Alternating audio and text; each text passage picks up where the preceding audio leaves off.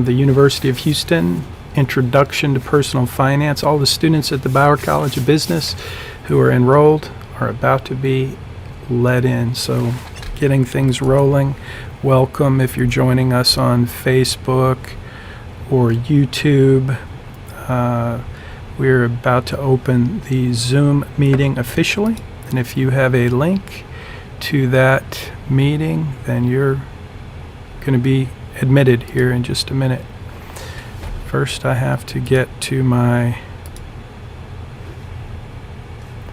All right, here we go. Admitting. Good morning. Good morning.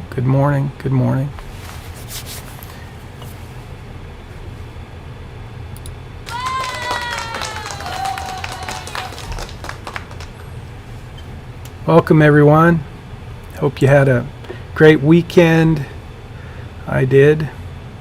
I'm playing with some of my...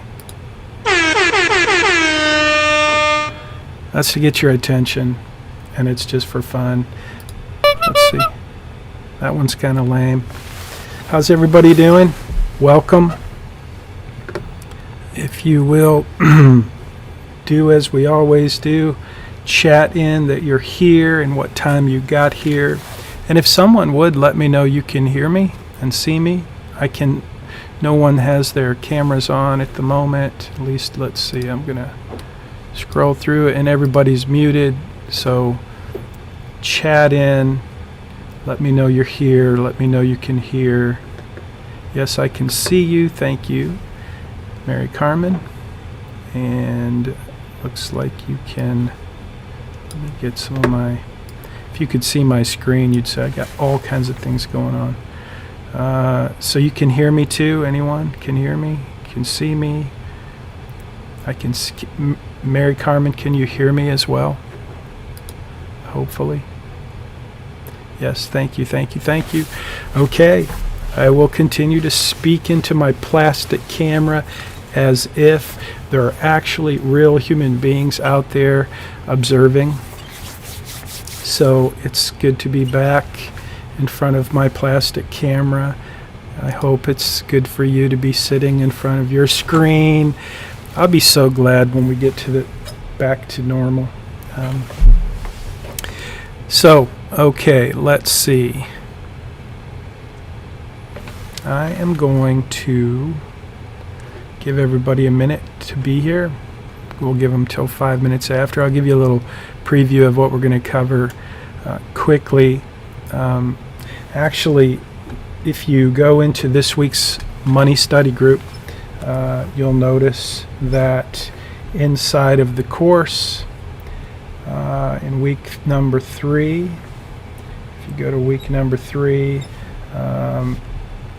let's see, how to read a credit report, I believe, is the topic that we'll jump into. In that topic, I logged in. I should log in.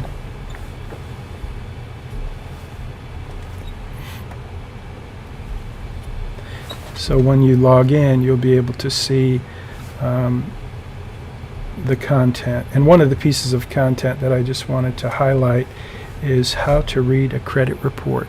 So we're going to talk about this week's assignments, but I wanted you to see that one of the materials that we've posted in your money study group portal, your online course, is this material. It's a white paper, Understanding FICO Credit Scores. So that's what we were looking at there, and that's there for you to review. I just posted a resource guide on my website at BayRockFinancial.com, and it was the FICO Credit Score Guide. So this guide has tons of information about how to understand what's in your FICO credit score. But one of the things I want to make sure you guys understand is that this week's assignment that you'll get in Blackboard, it has nothing to do with your credit score. It's a credit report.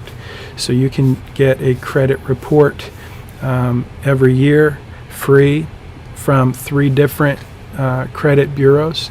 And so that's your assignment this week, is to get a credit score credit score, get a credit report, and then also make a list of your creditors. So if you've got student loans, you'll see in your assignment that your assignment is to make a list of those creditors and then to post those debts, each of those, in your planning portal.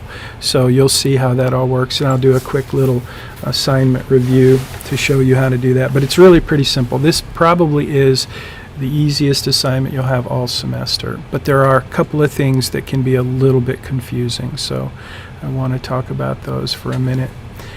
Right now we're still waiting for everybody to join us. We give everybody till 5 minutes after, and then we get into the course or into the topic, and we don't repeat it. I'm not going to go back and do it again, so I'm going to try and hold off on anything else that is valuable so that one more student can join us. Okay, I have 10:05. Do you guys have 10:05 a.m.? I have an Apple Watch, which I never have to set, and it looks like it's 10:05. So let's get started. Welcome, everyone. Hope you had a good week, good weekend. You know, I went camping with my grandkids. I was thinking about showing you the video, but now I know I scolded somebody last week for going off topic. So now I feel like I have to stick to the topic. So this week's topic is credit report. And that's what you're going to do. That's your assignment. The biggest confusing thing, the biggest item that makes confusion in this assignment is the distinction between a credit report and a credit score. So I'm not looking for your credit score, but what I want to do is show you the benefits of doing a credit report. You can do that free every year. There are 3 credit bureaus you can do that with, and it's free. So you could do 3 credit reports. I wouldn't do that though. I would break it out over the year, but it's very important that you do go and check your credit report, and there are lots of reasons for that. And so this week you're going to learn some of the reasons to do a credit report, as well as what a credit report is, what makes it up, what creates your credit report, what information is part of your credit report, where does that information come from, what do your behaviors have to do with your credit report. And clearly one of the most popular topics when it comes to credit, one of the most important topics is your credit score, because that's kind of where the rubber meets the road. Your credit report is really much more important in terms of your managing, well, it's equally important as your credit score. So the things that you do, your behaviors as it relates to using credit, is what determines your credit score. But those behaviors, if you ever question whether or not someone is accurately depicting your behavior in terms of how you use credit, if you want to understand that, your credit report is a tool, a resource for you to really understand what the world sees about you in terms of your credit worthiness. It's all in your credit report. So this week you're going to do a credit report. You're going to talk a little bit about it, and that's the difference between a credit report and a credit score. I want you to understand that. So one of the things that you're going to have is this guide to understanding what goes into your credit score. So I know that is important to most students and most consumers. So I want to highlight a couple of things about credit report before we jump into a review of last week's lesson, which we will do briefly. But the credit report is something that not all of you are going to be able to do. So let me just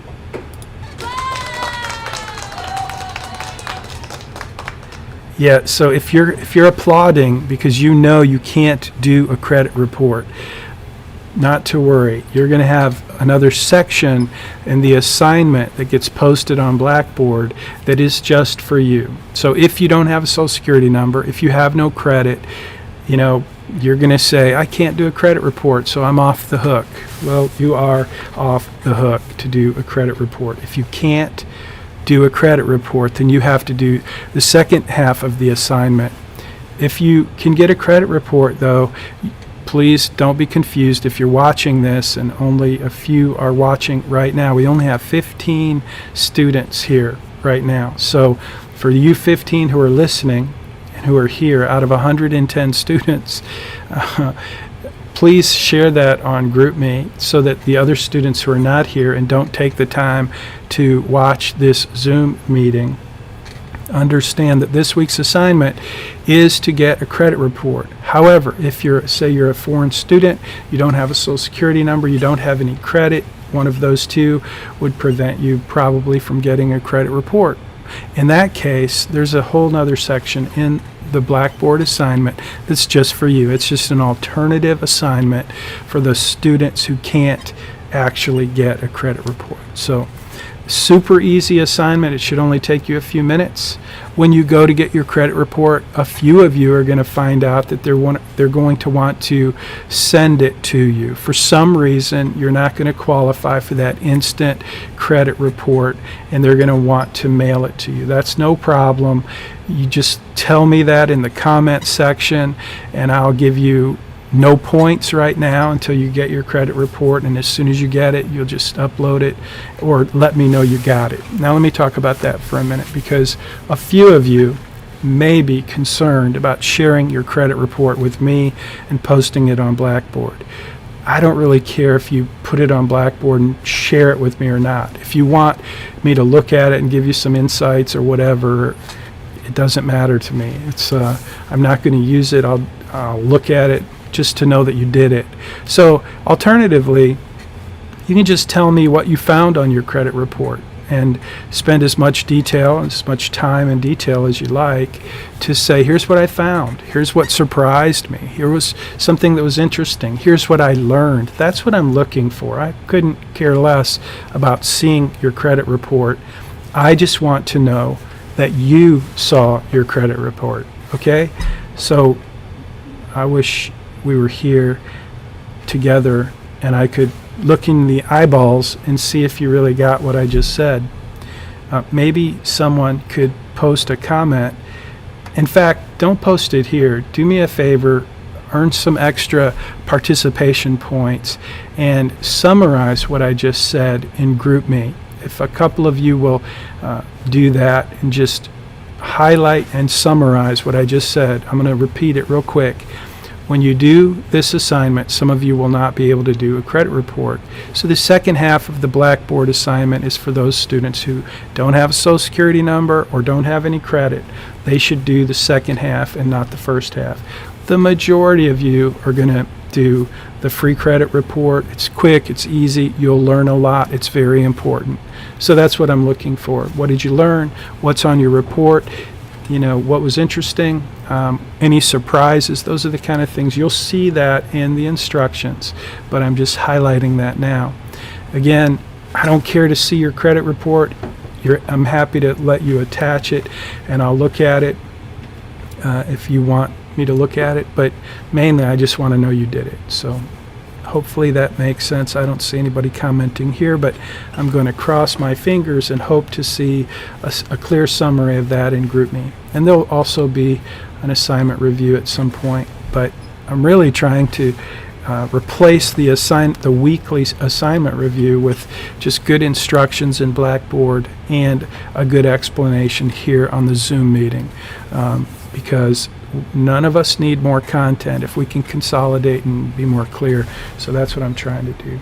So anyway, you will get to see this great guide. It's part of your content. It's broken out into 3 sections, and I will post a video highlighting this guide. I've already posted it to BayRock. I'll post it in your portal just so you can see it, but you can already download this guide for those of you who want to get more familiar with your FICO score. Okay, let's take a minute now, and we have a black screen while my iPad is loading, and I want to just review last week's assignment. So before I go on, are there any questions, any questions you have about last week's assignment or anything? I'm just going to pause, drink some water, and look for your comments, or if you would like, you can just speak to me. Like in the old days, remember when you'd say, hey, I got a question or a comment. Oh, I miss those days so much. Questions, comments, human interaction instead of me looking at this plastic camera, pretending someone's listening, hoping someone's listening. So let's see, any comments? No questions yet. Thank you, Sydney. That was a great comment. I mean, just a comment is good. It tells me you're there and that you're listening. So here we go. Just, yeah. Let's see, can we have a party? Pretty lame, I know. What else do we have? I'm going to stop there. All right, so no questions. Okay, let's jump into the review. And today could be another quick Zoom meeting, which is great with me. Hope it's okay with you. But again, if you have any questions, this is a good time to ask. So I want to talk about screenshots real quick. Most of you, like 90% of you, are doing a fantastic job. You obviously know how to grab a screenshot and paste it into your document, and you're doing a great job with that. And you know, so many of you are so much better at formatting your documents than I am, and I love that. I just think it shows that you're creating an article, a document that you put a little extra attention into, and I think it's a skill that will be valuable for you. One of the big things we want to teach at the Bauer College of Business is communication skills, and one of the ways I try to do that is through the way that you create your articles. That's why I ask you to spend a little extra time with formatting. And so the screenshots going into the document in a somewhat professional way is part of the requirement, if you will. And most of you are doing a fantastic job, but some of you, for example, are taking a picture of the screen and then putting that picture into your document. That will not be acceptable after this week. So I know it's easy to take a picture of your screen and then just grab that picture and put it in, but that tells me you just don't know how to take a real screenshot. So if you don't know how to get a screenshot, ask a friend, ask Mr. Google. And if, I'm probably not going to have time to show you personally how to, but I did post a video for how to do that, I think. But there's tons of ways to do it. Depending on the device you're using, there's so many ways today to quickly take a screenshot. So that's what I want you to do. Instead of a picture of your screen, I want a screenshot. And I'd like to have it formatted in the document appropriately. And what I mean by that, I was going to show you an example, but a couple of you have posted a good screenshot, but it was like it wasn't correctly positioned. It was to the side. It took up a whole page, so there was a whole page of one screenshot. That's not, you're going to get points knocked off if you don't figure out how to do a screenshot correctly.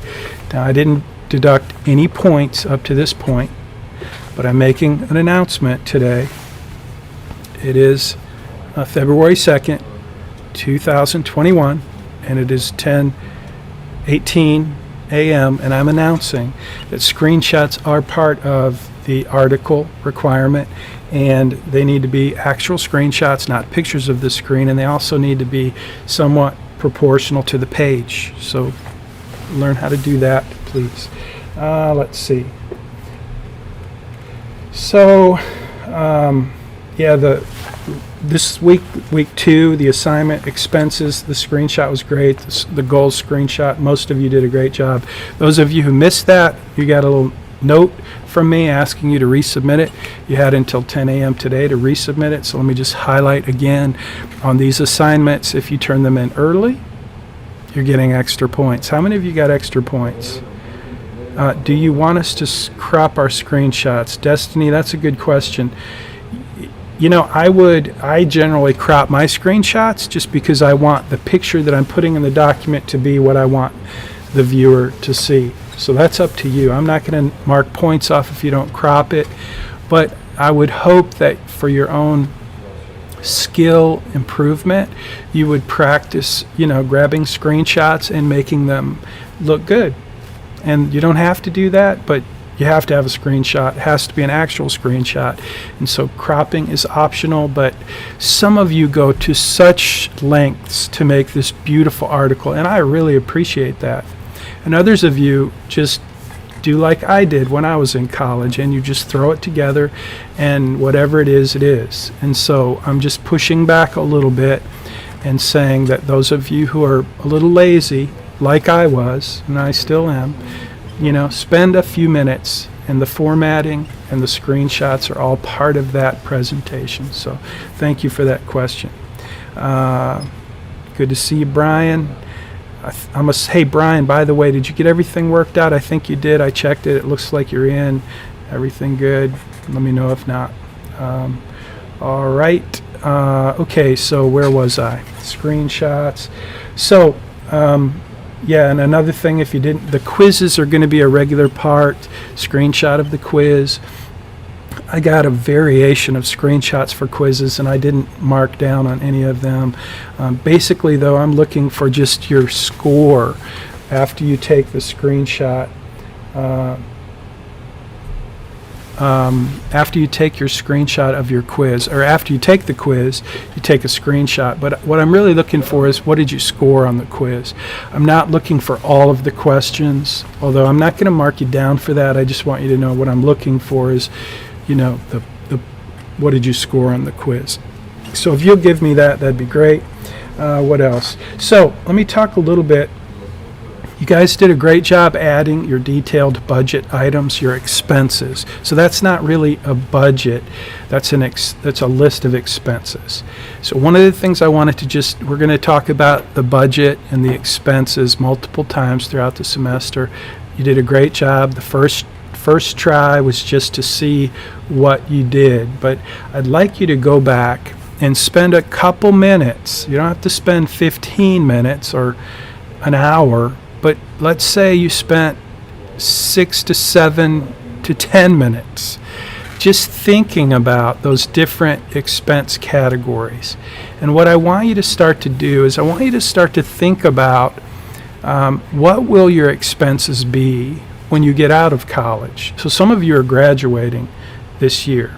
And even if you're not graduating this year, I still want you to start to think about what's your life going to be like once you graduate, after you graduate, especially when it comes to your expenses. So some of you, based on what I saw, don't have any expenses, which means your parents are basically paying, or someone else, and that's fine. But the purpose of this course is to prepare you for living on your own, independently, in a responsible way.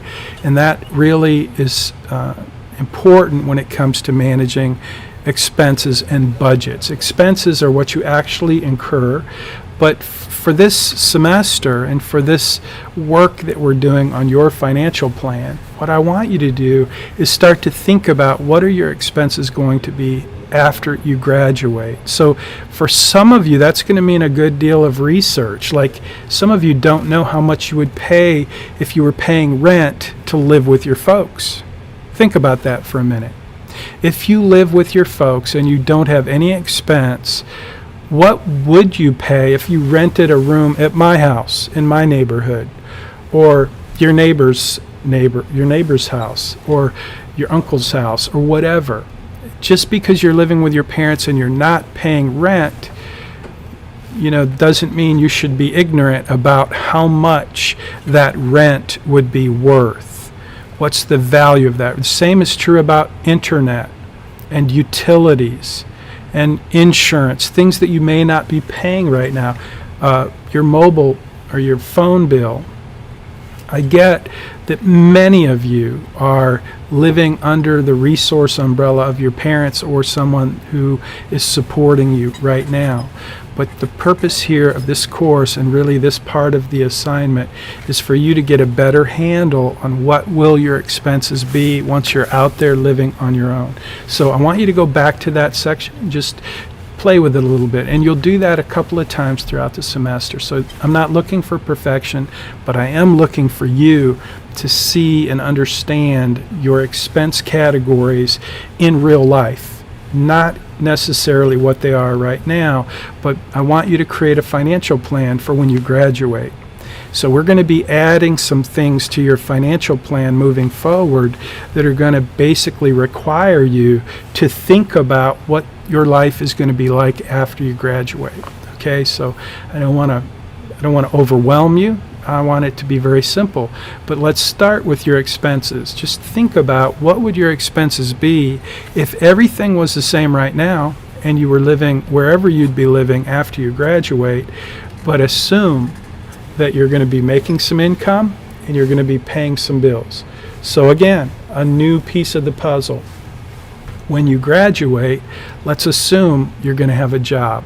The job that you would have if you got the job that you wanted to have. If you are studying whatever you're studying in supply chain maybe, or accounting, whatever it is you're studying, hopefully by now you've done a little research to find out what that industry, what a job would pay in this area or wherever you're going to live. And so those are a couple of pieces of the puzzle that you're going to need as we move forward in creating your financial plan. Is what is a good number for income for you, and what's a good set of expenses for you. So please help yourself, help me too, because that's going to be how I'm really grading and looking at your performance and your, how much you're getting from this course. So as we build the financial plan, those are some of the things that we're going to be looking for as we move forward. So thanks for that. And a couple of the reasons that this is on the radar right now is many of you, bills and utilities was lumped in. Bills and utilities, that's a terrible category. And so it is what it is. The tool that we're using has the bills in category. It's like a catch-all. It's kind of like uncategorized.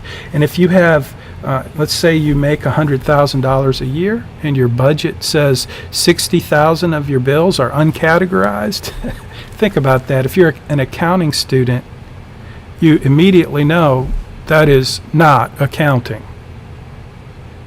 And so the same is true for your expenses and for your budget.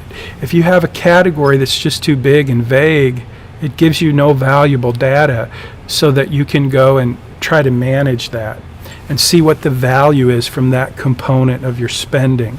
And so that's what I want you to start to think about. Budgeting in this tool that we're using, by the way, I can't remember the student's name at the moment. I'll think of it. I want to say it was Justin, but someone posted that they were extremely concerned about sharing their financial information inside of the financial planning portal, where you link your cards and you link your accounts. So I totally get that. In fact, I said that this tool uses the same security, the same type of encryption that banks use, and the student, I think, was Justin. Who was it? Does anybody know who posted that comment and grouped me?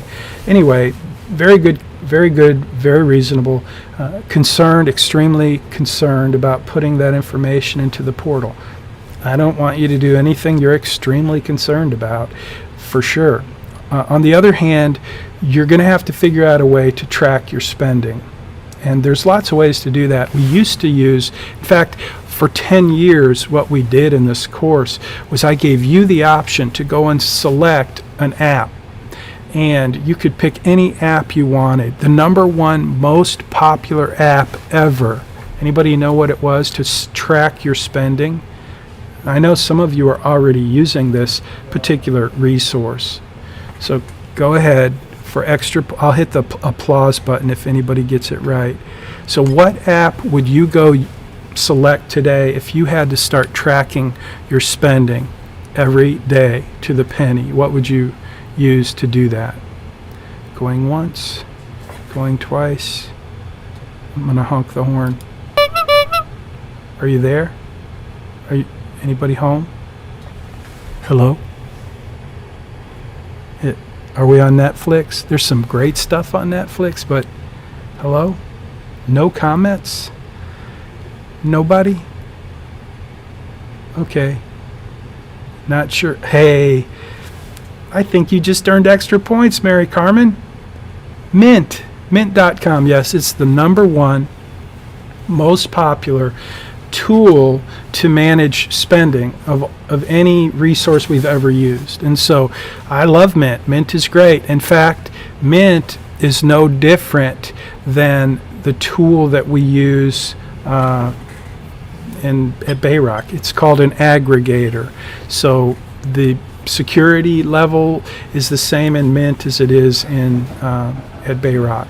So all that to say, it doesn't really matter to me what tool you use, but you've got to use something. In this course, you have to show that you're tracking your spending throughout the semester. So by linking your main spending card, whether it's a credit card, debit card, bank account, whatever, by linking that, we've just given you a tool to make that assignment super easy. And part of your financial planning process is to do that. So you'll be able to build a budget if you link your cards. If you don't link your cards, the tool will not allow you to make a budget. So we will be playing with that throughout the semester. If you're extremely concerned about the security in this tool, don't use it, but you'll have to use something else. Some students use an Excel spreadsheet. I think it's a terrible idea because it's a lot of extra work.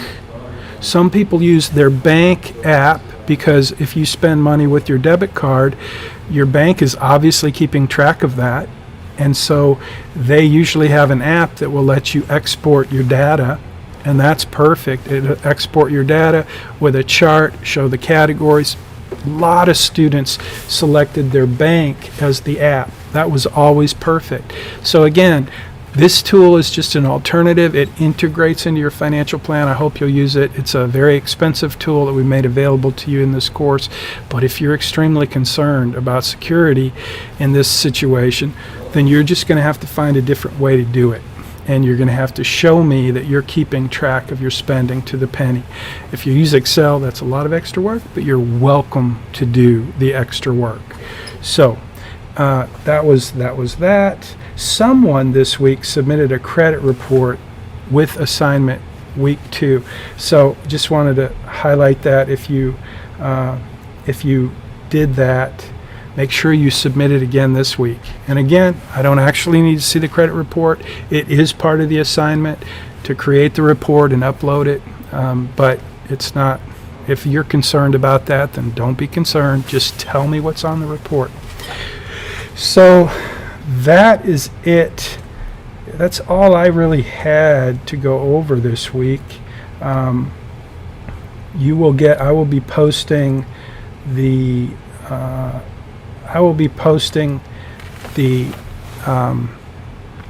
assignment in Blackboard probably in the next hour or so.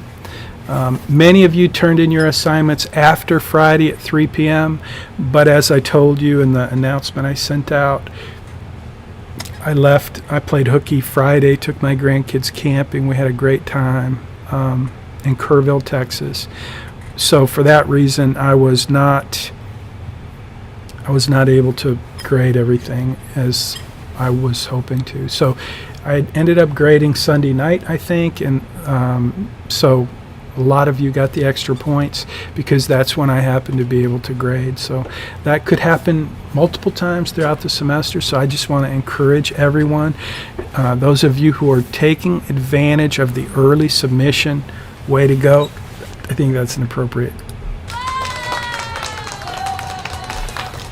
Good job. If you're not doing that, I want to encourage you to consider doing that. It gives you extra points. It also gives you an opportunity, if you're missing something, for me to point that out, and then you have until Tuesday at 10 a.m. to submit it.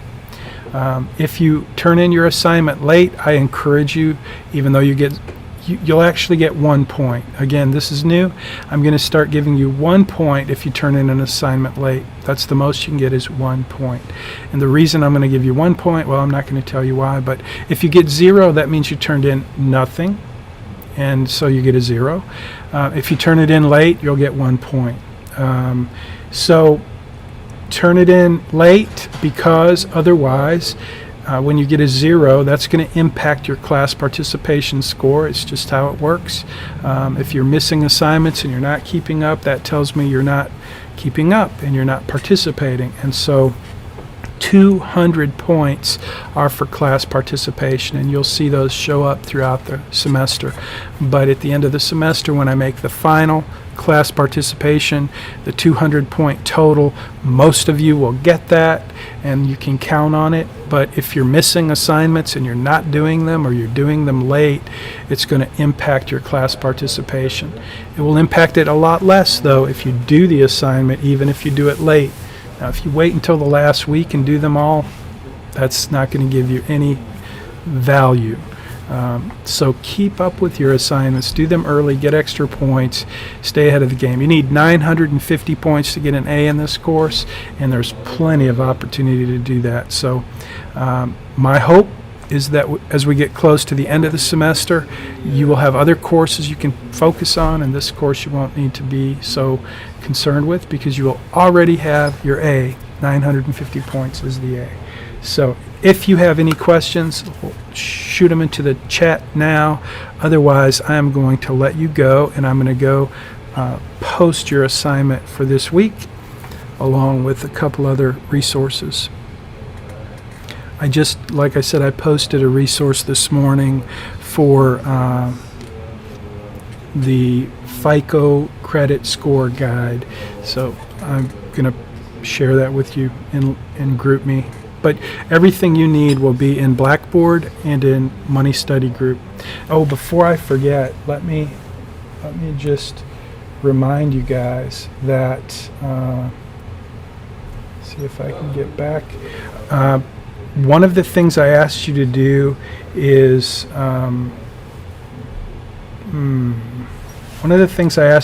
put your name and address on the list for your book and your blueprint. So you'll see I'm on my iPad here, so it's a different kind of drop down, but if you're on a computer, it should be right across the top. So this is just the list. You saw where I got that. It's in the menu bar. And put your name, your email address, and your address on this so that I can send you, my wife Connie will actually send you a copy of Make Your Money Count, which isn't necessarily, you'll use it, but I can send you the digital content as well. But I want you to have this. It's a nice book. It's a hardcover book. But you'll also get a copy of the blueprint, and this is going to be one of your assignments as we lead up to the capstone. So that's something that I think you're going to want to have. It'll help you with that assignment, and it'll be a nice gift, a nice keepsake for the course. It's my book. If you ever write a book, you'll know how it feels to give it to someone. And so that's what you got to get on the list though, because with COVID, typically I'm not going to be able to hand it to you. If you want to come by the office, I'm on campus and I'm happy to give it to you if you want to meet anytime. But the easy way is I'll be happy to ship it to you. But you got to get on the list. So please do that. Will the alternative assignment for those who can't complete the credit report be an absolutely, Sydney? That's a great question. It will be actually the same exact assignment, and except that the first part will be the credit report, and then it'll say, if you can't get a credit report, do this. So it'll be one assignment with both parts. And it's a long story why I had to do that, but for scorekeeping, that seemed an appropriate way to try to deal with this issue. So good question, Sydney. Thank you very much. You bet. Happy to clarify. All right. Okay, no questions. One new question. Thanks, Charlotte. You have a great week, too. Everybody have a great week, and I'll chime in to GroupMe as I did last week a little bit. And, I see a lot of you making very helpful comments and giving direction.